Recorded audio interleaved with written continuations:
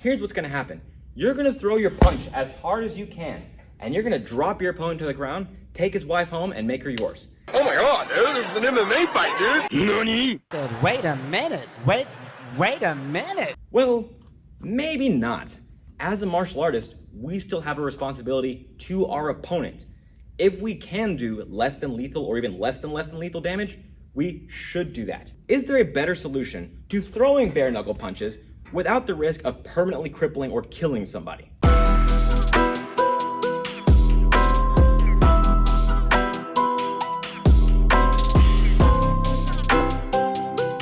So to get the obvious out of the way, when we're talking about a pure boxing context, the sport martial art of boxing, you're gonna have your hands wrapped in gloves.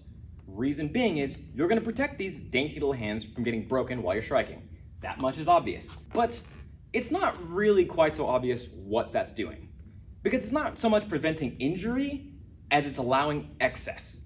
Because once I have my hands protected like this, I can start throwing as many ferocious strikes as I want, as often as I want. I can be super reckless with these gloves on in a way that I wouldn't be empty-handed. When I remove the gloves, the striking style becomes less combination heavy and less power heavy. And while I know there's plenty of you in the comments already arguing that I can hit way harder bare knuckle than I do with gloves on, whether we're talking about striking or football, it has been scientifically proven that a human being will throw way more caution to the wind when they have protection on, even if it's not real protection, because football armor is something we really need to talk about, than if they don't have anything at all. We inherently find a way to protect ourselves. What you might think is happening, and again, I'm not saying you can't hit hard, what you might think is happening is that because you now have these tiny little serrated edges on your hand, they do more damage than the padded glove will do. And that much is true. So it's one of those things that is simultaneously yes and also no. The situation where you would have nothing protecting your hands is a situation where you're not expecting to get in a fight. As in, you're hanging out at home at a barbecue or out at a bar, and something happens to where now you have to defend yourself. Either A, you're gonna throw that full power punch, and while you might drop him, it's also pretty likely you're gonna hurt your hand. Now look, I'm not one of those people that believes just breaking your hand in a fight is gonna be enough to stop you from fighting, because I've broken countless bones, even just sparring, and I don't even notice it until after it's over.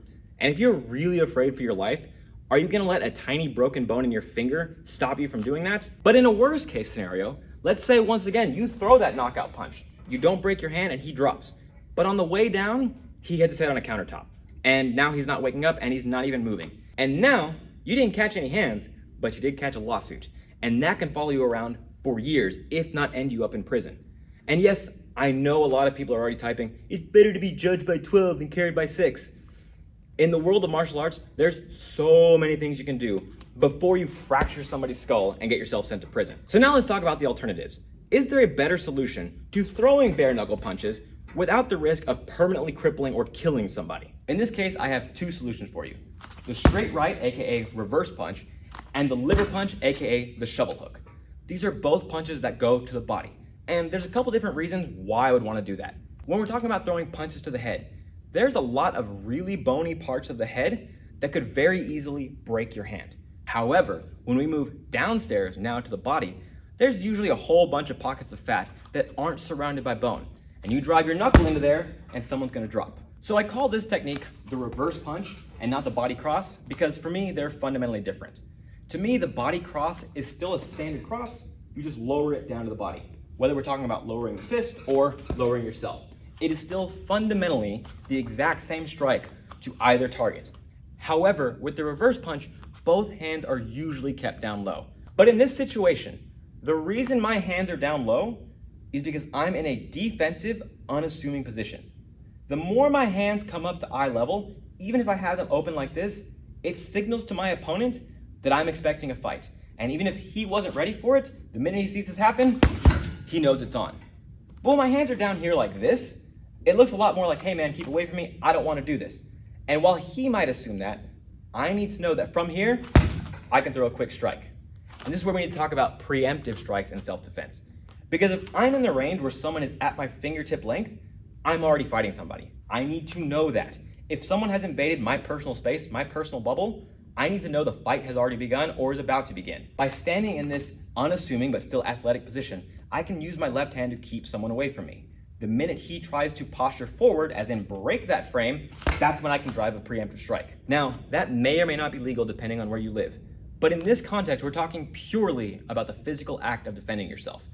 If you create a frame and tell someone, hey man, I don't want to do this, stay back, and they come closer to you, you now have to defend yourself, either by attacking or by retreating. But you need to get that personal space back. So, getting back to it. I'm here, I've created my frame. My opponent goes to break that frame. I'm gonna drive through my hip, rotate through the foot, and pull this lead hand back into a chambered position. I'm aiming for the small bone of the solar plexus or the top of the gut, trying to avoid the bones of the ribs as much as I can, although if you hit them, no big deal. Now for right now, I'm talking about throwing the palm down version of this strike, which more resembles the boxing style cross.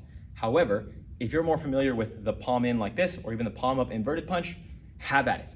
It's less about what you're doing and more about where you're aiming. And if you're really good at timing this, you're gonna throw this punch right as your opponent is relaxed. He's not fully exhaled yet, meaning his stomach isn't tensed, and you're gonna knock the wind straight out of him. And that's the goal of the reverse punch. It's not to do so much damage that you break his ribs and break his spine and do organ damage. It's to knock the wind out of him. So the reverse punch to the body is a great tool to have in your arsenal. It's very sneaky, very hard to see coming, and it's very easy to drop someone to the ground without doing serious damage. However, at the same time, it kind of requires a lot of skill. Because if you don't time it right and you catch it when someone is on a full exhale, they'll be braced through that strike and they can just power through and come hit you. So let's talk now about a strike that's not so easy to just grit your teeth through. Let's talk now about the liver punch. I like to think about the liver as the nuts of everybody's body. Whether we're talking about men, women, or anybody in between, you've got a liver on the right side of your body and it's waiting to get hit. So let's hit it. What's important is that you throw the strike by rotating through the hips, not only through the hand. I want you guys to focus on pulling the opposite shoulder back. These shoulders need to exist on the same plane. I don't want to isolate my left shoulder to working on its own. I want this one to pull me back into that strike. With the feet, I don't just want to stay flat-footed. I want to rotate myself over on the balls of my feet. My heels and the ball of my foot serve opposite purposes. The ball of my foot is my spring. This is what allows me to move. My heel acts as my anchor. When my heels are down, I'm not moving. In this case, because I want to be explosive, I need to push off of my lead leg into that punch. I want to explode up like I'm trying to jump through my opponent.